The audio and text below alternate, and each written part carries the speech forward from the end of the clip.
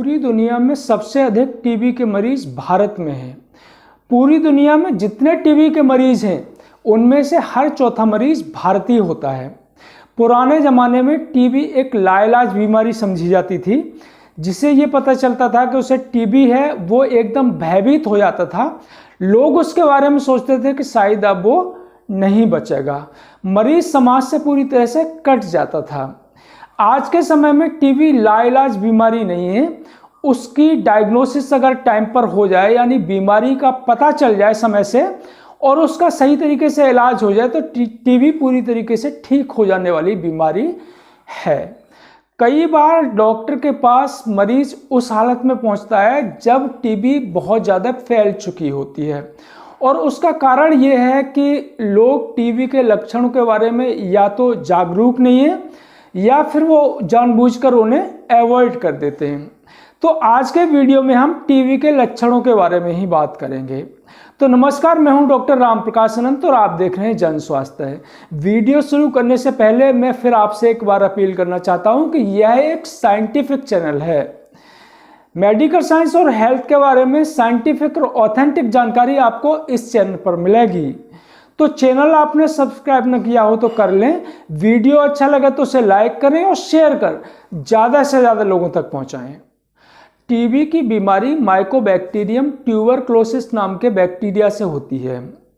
तो यह बैक्टीरिया शरीर के अलग अलग अंगों पर आक्रमण करता है और इसके अनुसार ही टीबी कई तरह की होती है, जैसे कि फेफड़ों की टीबी जिसे पल्मोनरी ट्यूबरक्लोसिस कहते हैं, स्किन की टीबी, जननांगों की टीबी या लिम्फ नोड की टीबी। इन सब में जो फेफड़ों की टीबी है, पल्मोनरी ट्यूबरक्लोसिस है, वो ज़्यादा खतरनाक होती है। तो इस वीडियो में हम पल्मोनरी ट्यूबरक्लोसिस के लक्षणों के बारे में बात करेंगे।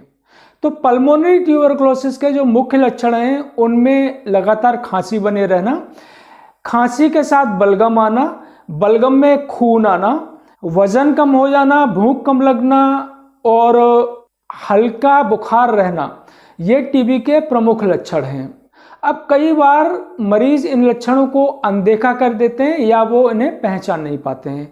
मेरे पास ऐसे कई मरीज आए हैं जो बताते हैं कि उन्हें 1 महीने पहले, 2 महीने पहले बलगम के साथ हल्का सा खून आया था या कत्थई रंग का बलगम आया था, और 1-2 बार ही ऐसा आया, उसके बाद वो ठीक हो गया और फिर हमने ध्यान नहीं दिया और उसके बाद आज ज़्यादा खून आया है। तो ये ध्यान देने की बात है कि टीबी में लगातार खांसी रह सकती है और कभी कभी टीबी में लगातार खांसी नहीं भी आती है। खांसी के साथ बलगम में या थूक में खून आता है, ज़रूरी नहीं है कि फ्रैंक ब्लड आए, और कई बार हल्का कत्थई रंग का खून हो सकता है। तो अगर ऐसा आता है, अगर वो 1-2 बार ही आए और आने के बाद फिर वो अपने आप बंद भी हो जाता है, तब भी उस पर ध्यान देना है और डॉक्टर से मिलना है कि खांसी के साथ उन्हें बलगम में खून आया है। इससे टीबी की समय पर जांच हो सकेगी। तो अगर लगातार खांसी रहती है, खांसी के साथ बलगम आता है, बलगम कत्थई रंग का या हल्के लाल रंग का या उसमें फ्रैंक ब्लड आता है, इसके साथ भूख कम हो गई है और वजन भी कम हो गया है, और शाम को हल्का सा बुखार रहता है। कई बार मरीज ये जान नहीं पाते हैं कि उन्हें बुखार है या नहीं है, क्योंकि बुखार जो होता है वो हल्का होता है। तो टीबी में बुखार शाम के समय ही आने के चांस होते हैं।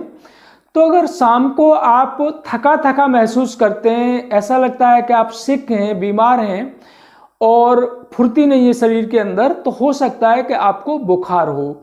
तो ऐसे में थर्मामीटर से टेम्परेचर लेने की ज़रूरत होती है। तो अगर इस तरह के लक्षण हैं, जैसे कि लगातार खांसी बनी रहती है, खांसी में बलगम आता है और बलगम कत्थई रंग का आता है या हल्के लाल रंग का आता है या उसमें फ्रैंक ब्लड होता है, और भूख कम हो गई है, भूख कम होने के साथ साथ वजन भी कम हो गया है, शाम को आप थकान सी महसूस करते हैं, यानी कि शरीर में हल्का बुखार हो सकता है, तो हो सकता है टीबी हो। और इसको अवॉइड न करें, आप डॉक्टर से मिलें, डॉक्टर को अपनी परेशानी बताएं, डॉक्टर आपको जांच बताए वो जांच करवाएं। टीबी में जो जांचें होती हैं उनमें बलगम की जांच होती है। बलगम की जांच में अगर माइकोबैक्टीरियम ट्यूबरक्लोसिस दिखाई दे जाता है तो टीबी कन्फर्म है। कई बार बलगम जो होती है उसमें टीबी नेगेटिव आती है। उसकी वजह यह है कि बलगम अगर फेफड़ों से नीचे से आएगा तभी उसमें ट्यूबरक्लोसिस का जो बैक्टीरिया होता है वो दिखाई देगा।